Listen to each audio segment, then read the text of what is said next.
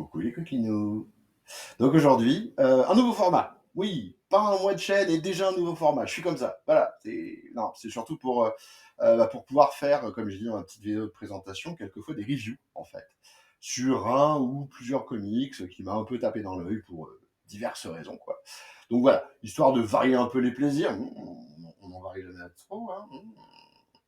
Et donc on va faire ce petit truc que j'espère vraiment plus court, pour le coup. On va voir ce que ça va donner.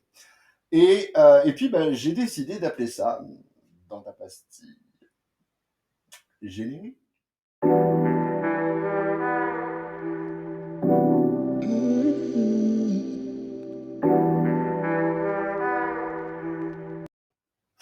Mais d'où nous vient la fascination que nous, les geeks, nous avons concernant les dinosaures, le Jurassique et tout ça?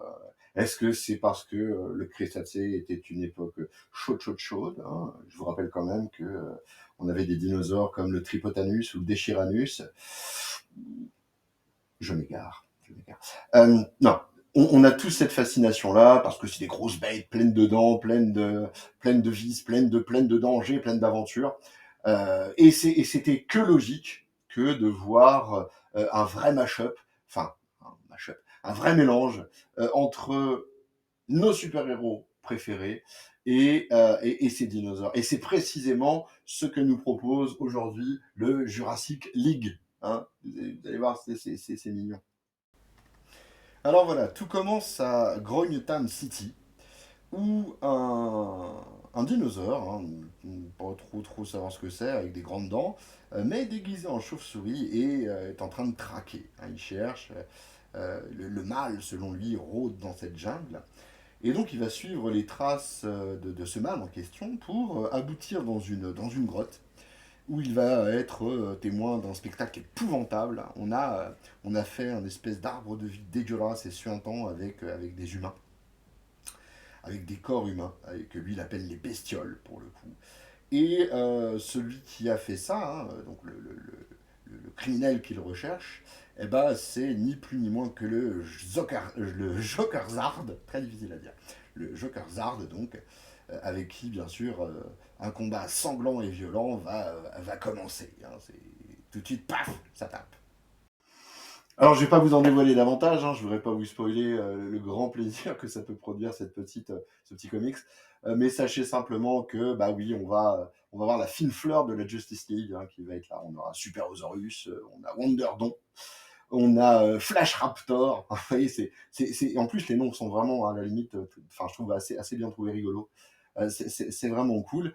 Et tout cela va mener à une aventure, bien sûr, plus grande que nature, hein, plus grande que ce qu'on attend, évidemment. Hein. Il y aura bien d'autres méchants que le simple Jokerazad. J'ai du mal avec ce nom, c'est incroyable.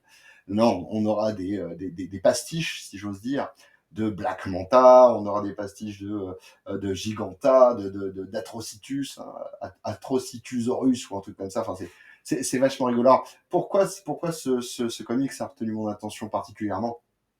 Ouais, pour les dinos, bah, on va pas se les cacher. Hein. On est tous marqués à un moment ou à un autre par le Jurassic Park et le Jurassic World, et même avant ça, quoi. Donc bon, les dinos, les dinos. Et puis il y a cette petite envie de n'importe quoi, j'ai envie de dire, de mélanger deux choses qui sont pas faites du tout pour être mélangées. Donc le super-héroïque et le Jurassic. Et je trouve ça assez drôle. Et puis, bah, ils se permettent des choses, hein, même au niveau scénario, au niveau du dessin. C'est plutôt bien foutu, c'est plutôt bien pensé. C'est bordélique, et bordélique comme moi je l'aime, en fait. Alors, qui est responsable de ce tout barancouille? Bah, d'abord, c'est Juan Gedeon, qui est donc à la fois l'illustrateur, le scénariste, enfin un des illustrateurs, à qui on doit d'ailleurs un run sur le Ghost Racer en 2015-2016, qui a également travaillé pour Image sur la série Horizon, qui est plutôt cool. Il a même bossé pour DC, ouais, le mec il a fait le tour en fait, hein, malgré son jeune âge. Donc il a bossé sur la Doom Patrol, les Teen Titans, sur du Death Metal, me semble-t-il. Enfin voilà, c'est un monsieur qui a quand même pas mal de choses à son actif et qui a pris là sur lui ce petit Elseworld, hein, histoire de. Il est suivi par Daniel Warren Johnson, qui est quant à lui le scénariste et illustrateur de Wonder Woman Dead Earth, que moi j'avais vraiment beaucoup aimé, cette histoire de Wonder Woman post-apo qui était vraiment vraiment cool pour le coup. En indé, il a fait Extremity, une histoire donc dans un futur proche qui se passe dans une humanité qui vit dans les airs. Enfin, c'était vraiment vraiment cool aussi. Et donc, bah, les deux se sont affiliés pour faire ce merveilleux bordel qui est donc Jurassic League que vous voyez ici. Bon, pour être tout à fait honnête, le scénario, il rajoute pas une couille dans le calbut, vous voyez, pour marcher davantage.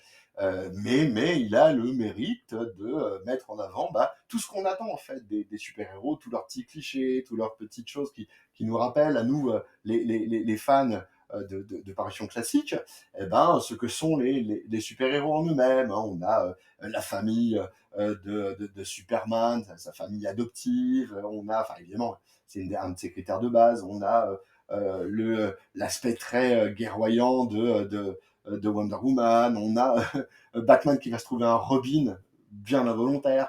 Enfin, en bref, vraiment, on retrouve des petites choses, mais dans leur version dino, en fait. Hein. Et c'est original, c'est familier et original. C'est un vrai coup de force, en fait, hein, clairement. Hein. Encore une fois, ça va pas changer l'histoire du comics, hein, soyons clairs. Mais c'est le petit truc qui fait du bien, vous voyez, c'est la petite récréation. Ça permet de respirer un peu. Côté dessin, en plus, bah, les mecs ils se sont laissés aller un peu. Il y a plusieurs dessinateurs, hein, j'en ai donné au moins deux. J'aimerais que les noms des deux autres m'échappent un peu. On va aller corriger le tir, hein, parce que ça sert à rien de les laisser dans l'ombre, les pauvres. Donc, on a également Rafa Gares et John Michael, avec une colorisation qui est faite par Mike Spicer. Et clairement, bah, parmi ces dessinateurs, on trouve quelquefois du dessin, moi, qui m'a fait penser à la fois dans le découpage, mais aussi dans le dessin en lui-même, aux premières moutures des Tortues Ninja dans les années 80-90. Un dessin vachement rond, un peu cartoon, mais crade un petit peu quand même, pas loin de l'underground et tout. C'est vraiment super agréable, ça colle vraiment avec ce qu'on n'attend pas, en fait. Hein.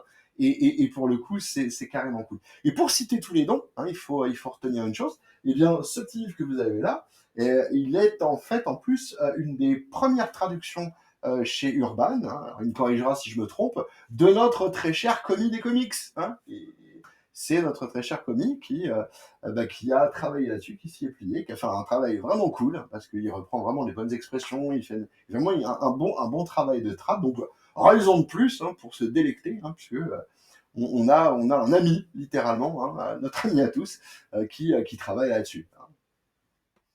Alors en synthèse, c'est pas jouissif au point de vous en coller le sgeg en chou-fleur, c'est sûr, mais c'est tout bon, c'est tout mignon, ça fond sous la langue, c'est un petit truc récréatif, vous voyez, qui fait plaisir, qui fait du bien au travers des autres différentes lectures, ça dépayse un petit peu, en même temps c'est à la fois original et familier, comme je le disais tout à l'heure, donc pour le coup, franchement, ça vaut le coup. Et puis, pour 17 balles, bon, ça va, quoi, c'est pas, hein, vous n'avez pas encore pleuré, les pauvres, hein, bande de pauvres, dégoûtés.